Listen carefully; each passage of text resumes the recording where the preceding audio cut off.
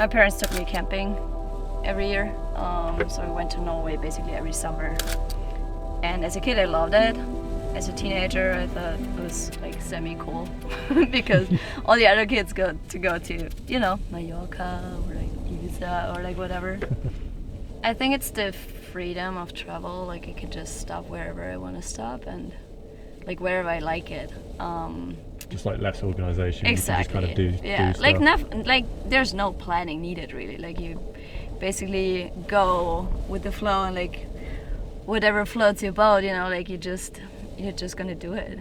Iceland has been super tough. Like I've spent more or less like 7 weeks here, and it's been pouring rain. Like it was really bad with strong winds, and once your car gets humid, or like once you are wet and like you bring the wet stuff in, like all the outerwear and stuff, it's just like getting so humid, and then during the night it gets cold and it freezes, and it's not too comfortable. Like I wouldn't call it as like a total like kind of relaxation or like full-on vacation mode. It's more or less like it's also a challenge, you know, like it's not always super it's not just like awesome a holiday, and rosy and beautiful. Like it's also like a little bit of a struggle sometimes, you know. Do you kind of enjoy that side of it as well?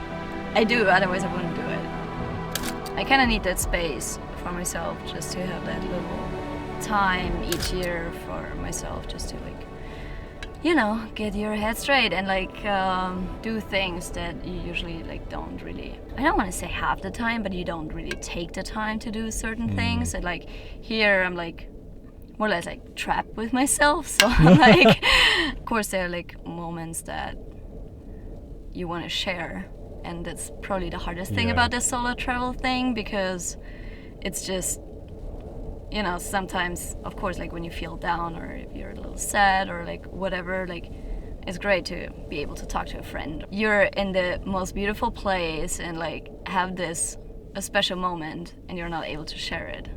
So that's a little bit of a minus for sure. I try to spend like a couple of weeks in like one location or like in one country, so I really like get to see it all and like don't miss out on things. I feel pretty much at home here. Like when I come back from a hike or like from a fishing session, I just, you know, I get home. It's not like I'm gonna go back to my car. I like actually get home and it feels like, you know, like a living room, like 4 wheels. It's pretty cozy. I guess the main reason for picking up a camera, like first of all, I got to shoot a lot through skiing, but then I was in front of the lens instead of behind it. But that's how I got like into like that whole topic, right? And then with the solo travel, like since you're alone, you can't share with anyone, like you kind of want to capture that moment. That's one reason, and the other one is just like you kind of have a purpose in a way. Like it's, you go out for a hike and you want to bring back like beautiful photos and like the shot.